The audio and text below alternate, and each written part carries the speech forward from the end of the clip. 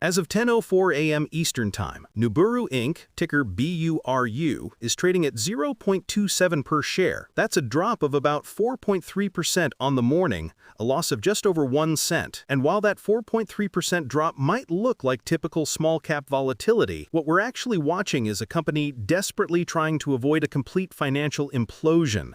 This isn't a dip, it's a fight for survival, and the market is clearly betting against it. The immediate, surface-level expectation for BURU is that it's a hidden gem.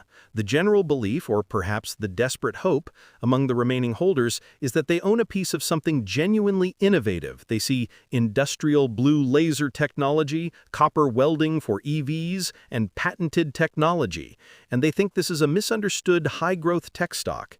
They see a 52-week high of over $11 and a current price of 27 cents, and assume it's a compressed spring ready to snap back. This is precisely the kind of lottery ticket stock that traders on the Robinhood app or those practicing Robinhood stock trading sometimes look for, hoping for a 10x or 20x return on a speculative play. But that is a dangerous expectation, and the reality is that Nuburu is a company teetering on the edge of extinction. The 0.27 price isn't an opportunity. It's a reflection of profound existential risk. The company is, by its own admission in its financial filings, facing a going concern doubt.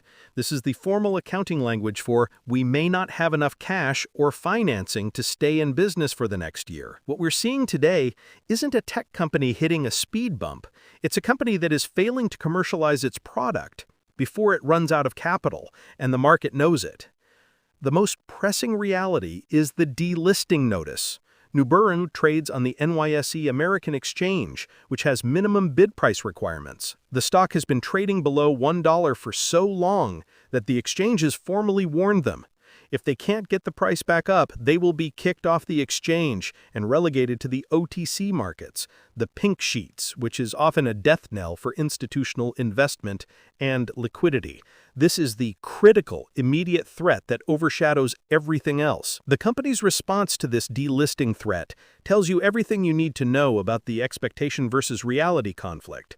At their upcoming special stockholder meeting, the primary proposal is to authorize a reverse stock split at a ratio anywhere from 1-for-5 to 1-for-20. This is the expectation. A reverse split will fix the price. The reality, a reverse split is pure financial engineering. It changes nothing about the company's value or its disastrous fundamentals. It's a cosmetic fix designed to keep the stock listed, but it's often interpreted by the market as a sign of failure. When a company like Apple stock does a forward split, it's a sign of success and confidence. A reverse split is a badge of failure. This proposed action is an admission that they don't believe their own technology or business plan can naturally get the stock price back above $1 anytime soon. It's a move that often precedes further, sharper declines, as it signals to the entire market that the company is in deep trouble. Let's look at the financials from their last report, the second quarter results. The numbers are absolutely brutal. Revenue was $295,000, not million, thousand. That was a 31% decrease from the same period in the prior year. This isn't a growth story, it's a regression story. While they are failing to sell their product, their net loss was $7.3 million. They burned $7.3 million in a single quarter to generate less than $300,000 in sales. Their operating expenses, the cost of just keeping the lights on, were $5.3 million. This is a catastrophic cash burn rate for a company with such negligible income. They ended the quarter with only $2.4 million in cash and cash equivalents.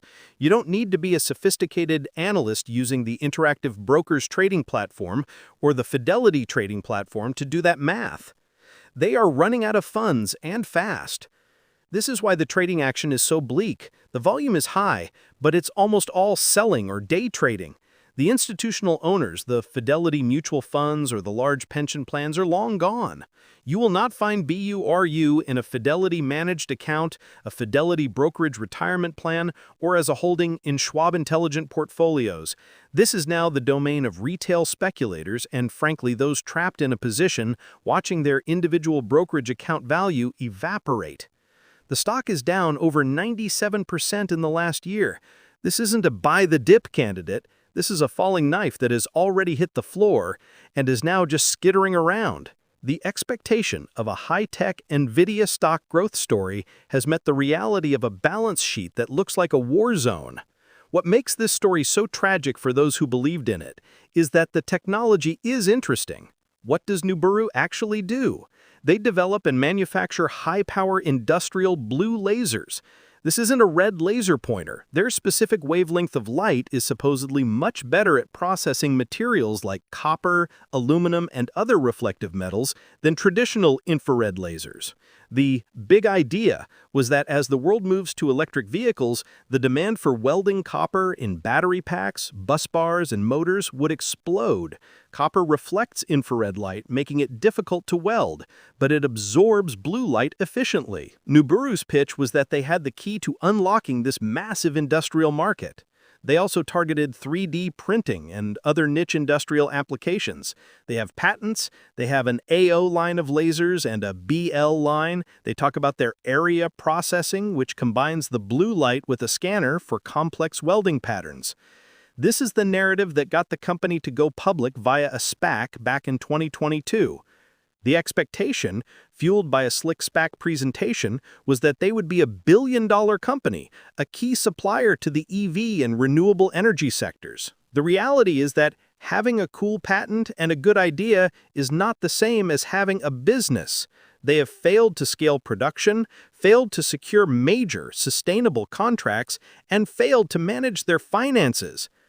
They are a case study in how a promising technology can wither and die if the business execution isn't there. So what happens now? The future outlook is grim, and it's defined almost entirely by risk. The only catalyst, the only thin thread of hope, is financing. The company is actively trying to raise more capital. In October, they entered into a securities purchase agreement to sell warrants and notes, desperately trying to get a few $1 million in the door just to fund operations. The risk is that any new investment will be on predatory terms, a toxic financing or death spiral convertible note that will dilute the existing shareholders into oblivion. New investors at this stage aren't betting on the technology. They're loan sharks picking over the bones, securing assets and ensuring they get paid first, leaving common stockholders with nothing. Scenario 1, the most likely. The reverse split happens. The stock gets a cosmetic boost to, say, $2.70 if they do a 1 for 10. This buys them a little more time with the NYSE. But the cash burn continues.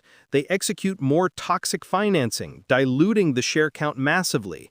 The price bleeds back down, and the company eventually files for bankruptcy or sells its patents for pennies on the dollar in an asset sale. Common stockholders are wiped out. Scenario 2, the lottery ticket dream.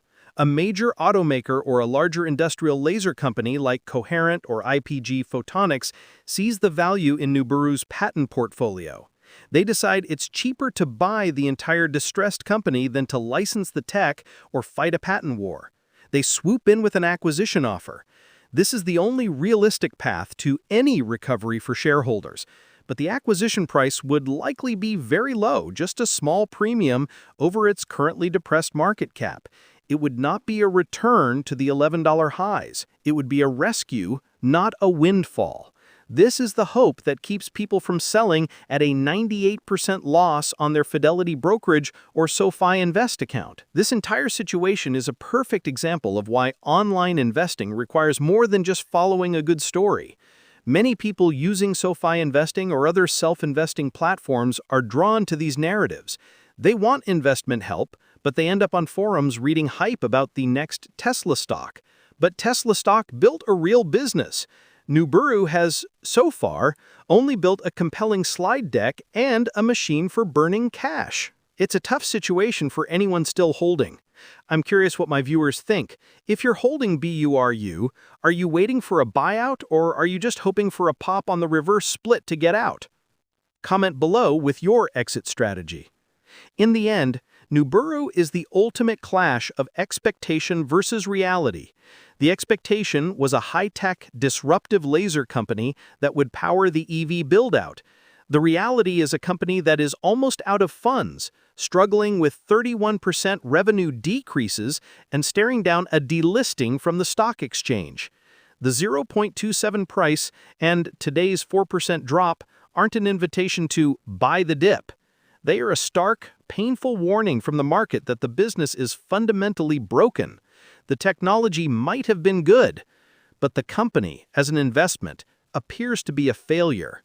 The only question left is not if it will collapse, but how.